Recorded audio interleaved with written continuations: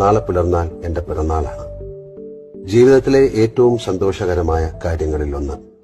ഈ ഭൂമിയിൽ പിറന്ന് വളരാനും ഈ മണ്ണിൽ ചവിട്ടി നടക്കാനും ഇവിടെ വിരിഞ്ഞ പൂക്കളെയും പൂമ്പാറ്റകളെയും കാണാനും കഴിഞ്ഞതിന്റെ സന്തോഷം. ഒരുപാട് നല്ല മനുഷ്യരുമായി ഇടപഴകാനും കലകൾ ആസ്വദിക്കാനും കഴിഞ്ഞതിന്റെ ആഹ്ലാദം.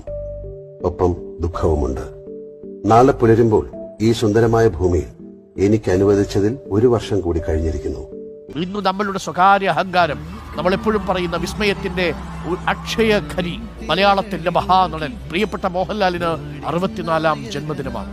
മഞ്ഞിൽ വിരിഞ്ഞ പൂക്കളിലെ വില്ലൻ വേഷത്തിൽ തുടങ്ങിയ മോഹൻലാലിന്റെ സിനിമാ ജീവിതം ബറോസ് എന്ന ചിത്രത്തിന്റെ സംവിധായകന്റെ വേലങ്കി കൂടി അണിഞ്ഞു നിൽക്കുകയാണ്. ലാലേട്ടൻ യഥാർത്ഥത്തിൽ അഭിനയിക്കുമ്പോൾ നമ്മൾ തന്നെയാണ് സ്ക്രീനിലുള്ളതെന്ന് തോന്നുന്നു. സിനിമ കഴിഞ്ഞാലോ ലാലേട്ടൻ നമ്മുടെ ശരീരത്തിലും മനസ്സിലും കുടിയേറുകയും ചെയ്യും.